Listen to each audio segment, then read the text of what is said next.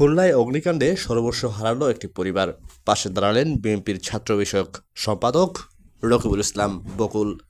বিস্তারিত জানাচ্ছিলেন Mohammad Shamim Hossain, staff reporter Khulna থেকে। অভিযান নিউজ টিভির সাথে আছি আমি তৌফিক হাসান। খুলনার খান জাহান আলী থানাধীন জাবদিপুর এলাকায় রেল লাইন সংলগ্ন একটি বসতবাড়িতে ভয়াবহ অগ্নিকাণ্ডের ঘটনা ঘটেছে। গত শুক্রবার সন্ধ্যায় বিদ্যুতের শর্ট সার্কিট থেকে এই আগুনের সূত্রপাত ঘটেছে বলে জানিয়েছেন স্থানীয়রা। মুহূর্তেই আগুন ছড়িয়ে পড়ে পুরো ঘরে।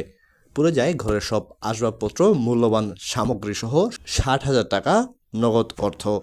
সর্বমোট ক্ষতির পরিমাণ প্রায় 3 লাখ টাকা। অগ্নিকাণ্ডে ক্ষতিগ্রস্ত হন মোহাম্মদ ইব্রাহিম খলিল নামের এক ইজি বাইক চালক। তার পরিবারে রয়েছে স্ত্রী, সন্তানসহ মোট 6 জন সদস্য। খবর পেয়ে ক্ষতিগ্রস্ত পরিবারের পাশে দাঁড়ান খুলনা 3 আসনের গণমানুষের নেতা, বিএনপির কেন্দ্রীয় ছাত্র বিষয়ক সম্পাদক আলহাজ রকিবুল ইসলাম বকুল। তার পক্ষ থেকে ক্ষতিগ্রস্ত পরিবারকে নগদ অর্থ, নতুন টিন এবং পুনর্বাসনের আশ্বাস প্রদান করা হয়। বকুল ভাইয়ের পক্ষ থেকে এ সহায়তা পৌঁছে দেন বিএনপি নেতা বুরহানুদ্দিন সেতু। এ সময় উপস্থিত ছিলেন খুলনা মহানগর বিএনপির সাংগঠনিক সম্পাদক শেখ সাদী ও খান জাহান আলী থানা বিএনপির সাধারণ সম্পাদক আবু সাইদ হাওলাদার, আব্বাস সহ স্থানীয় নেতৃবৃন্দগণ। সহযোগিতার জন্য কৃতজ্ঞতা প্রকাশ করেছেন ক্ষতিগ্রস্ত পরিবার। হয়েছে সবকিছু পুনর্নির্মাণ